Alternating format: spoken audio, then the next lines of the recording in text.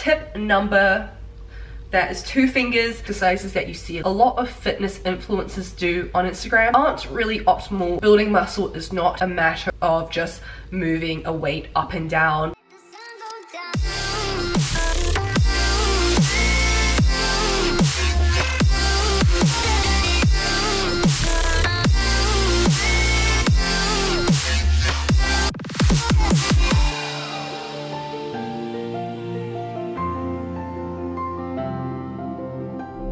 Hey guys, and welcome back to my channel, CZ.fit here, and today I wanted to talk about a goal that most of you guys probably have. It's a goal that a lot of people come to me asking about, and that's essentially how you can lose fat, build muscle, build that like toned athletic physique. So I thought that I would put together a video on essentially my top 5 tips for those who are just getting started on this journey, tips that I wish I knew. And I wanted to cover this topic because I know it's really relevant to all gender types, whether you're a female or a male or a circle, as Greggy DeCity would like to call it.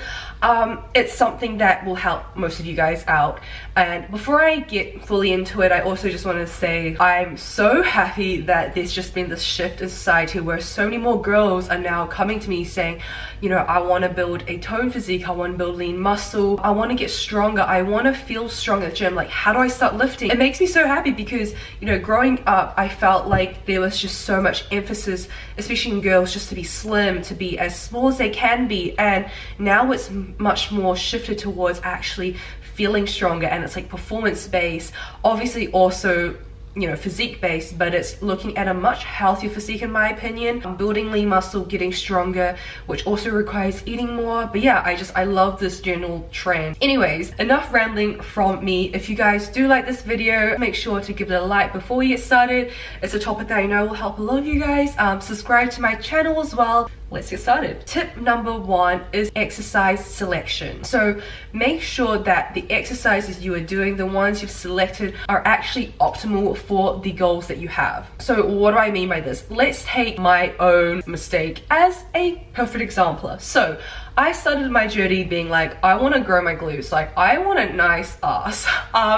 And so I went to the gym and squatted every day, 7 days a week. I would just walk in the gym and the first thing I would head to would be the barbell squat rack, and I would be like, cool, time to grow myself a bum. Thing is, the barbell squat, little did I know, is actually not the most optimal for growing your glutes. The barbell hip thrust is much more superior. Now, EMG studies by Mr. Glute God himself, Brett Contreras, I'm so sorry if I butchered your last name if you're watching this, or yeah, I butcher a lot of pronunciations in like every video, so like there just had to be one in this video and it was obviously a name.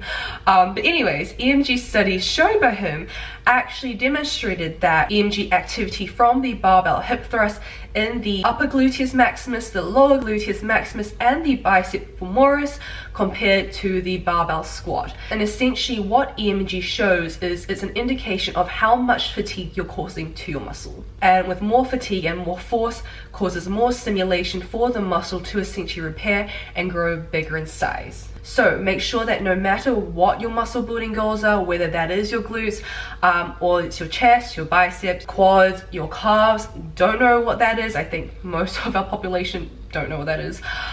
Just make sure that your exercise selection is actually optimal for what you're trying to work out. Another thing, this is not a dig, but all the like glute band circuit exercises that you see a lot of fitness influencers do on Instagram aren't really optimal for growing your glutes, just saying. So yeah, make sure you know what exercises you're meant to be doing and do them well. Now this goes well to my second point, which is to make sure you have a good proper training program. Alongside the right exercise selection, make sure that you're really focusing on progressive overload. So this means going back to each session and trying to be better each time. Yeah, so whether that's increasing, I don't know why I had to say yeah, but that means increasing either the amount of reps, yeah, but obviously proper reps. Yeah, so what I'm saying is with proper form, focusing on your negative movements, so you know, slow controlled negative movements.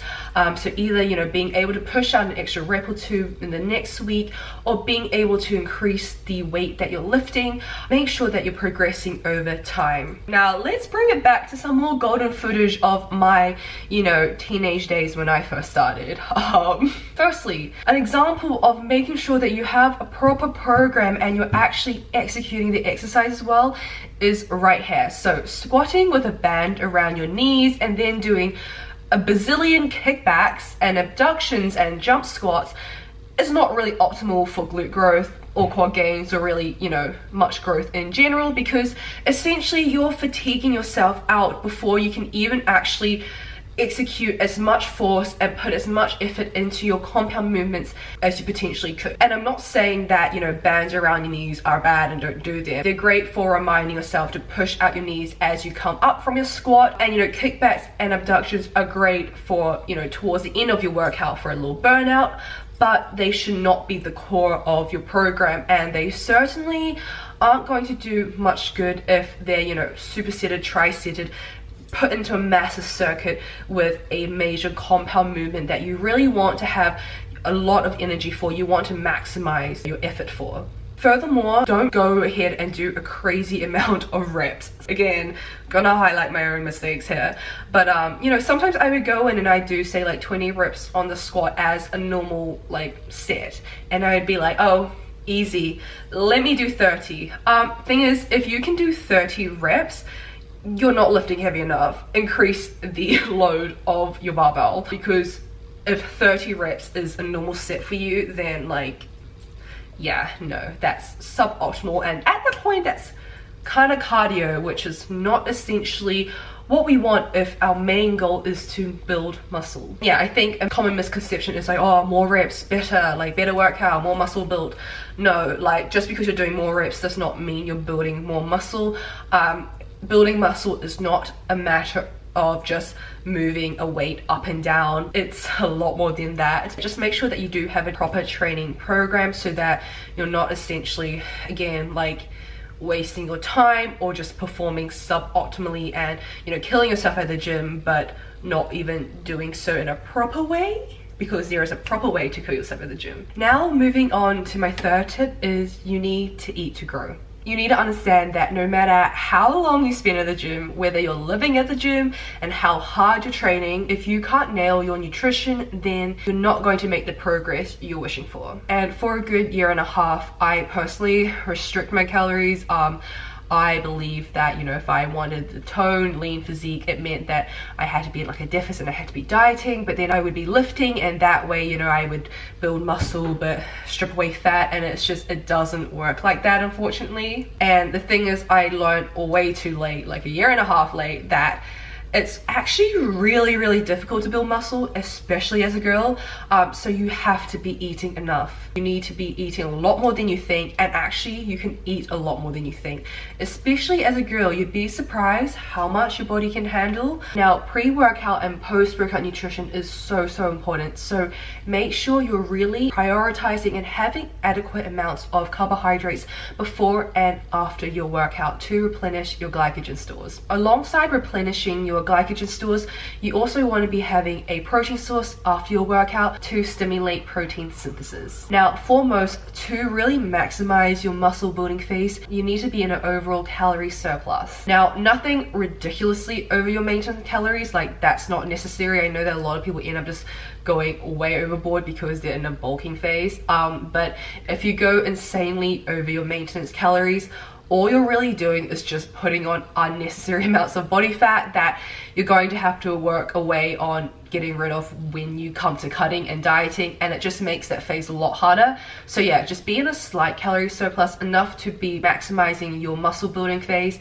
but not in a stupid amount. And a key thing I think that we have to remind ourselves is that you can't have abs all year round.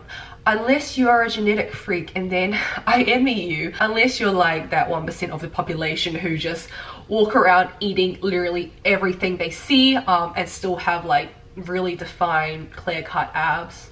FU, then you have to realize that you're not going to have abs all year round, because you are going to have to spend a decent amount of time in building up your muscle. And if you watched my previous video from a few months back, I'll link it up here, on, you know, skinny fat and how essentially you can create that toned physique. I talked about emphasizing the muscle building phase, because you could be dieting for years and years and years, and you know, you're not seeing any progress and you're still very small, and you're wondering, why don't I have abs? Why don't I have a very toned, lean physique? And the thing is, if you don't have the muscle, then no matter how long you stay dieting for, no matter how much weight you lose, you're never going to look toned, because you don't have the muscle to cut into. So yeah, really prioritize being in a muscle building phase long enough to actually see results when you do diet down. And now, on the topic of food and being in a surplus, this brings me on to my fourth tip, which again I see a lot of people kind of butchering,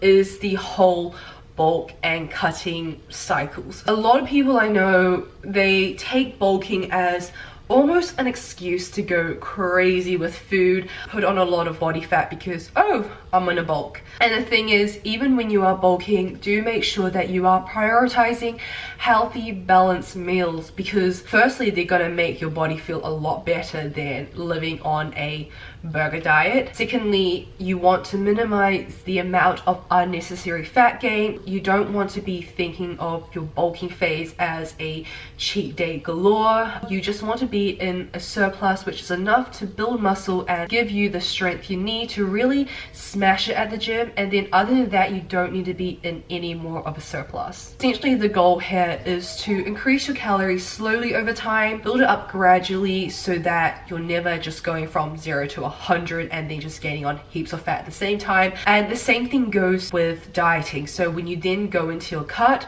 have it gradual, so slowly reduce your calories to minimize any muscle loss. For both stages, you want to make sure it's gradual and very controlled. A lot of people, they bulk and go crazy, and then they start restricting and go crazy with their diet, and it's not really maintainable. It's not healthy mentally either to be spending half of your year essentially binging on all this crap food and eating way too much, and then spending the other half of the year trying to diet and cut down on everything. And then yeah, essentially you're not going to be really enjoying your life, and it's going to feel a bit shit. So have it controlled and gradual. That's the way to go about things. And now my final tip, best tip, kind of like, you know, final bite, best bite, first bite, best bite, I don't know, whatever you want to go with. Really make sure you prioritize rest and recovery. I know personally, and a lot of newbies, we like to think that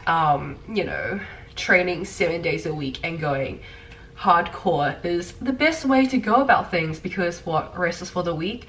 But no, rest is for the smarter ones out there. You really want to make sure that you prioritize your rest and recovery just as much as you prioritize your nutrition and your training. This is the time when your muscle fibers repair themselves, and as they repair themselves, that is when they grow bigger and stronger. So if you don't look after your recovery process and your training, you're causing those microfiber tears in your muscles, but you're not giving them the time they need to actually repair and grow, then again, you're really being suboptimal with this whole journey here and the whole process of you reaching your goals and building on lean muscle. So yeah, big tip here, rest days are super important, and depending on your training split, this could be between 1 to 3 days in a week. Also depends on how fast you personally recover, so it's very unique to each individual. Just because your mate over there who has made amazing gains only needs 2 rest days does not mean that's essentially how much you need, because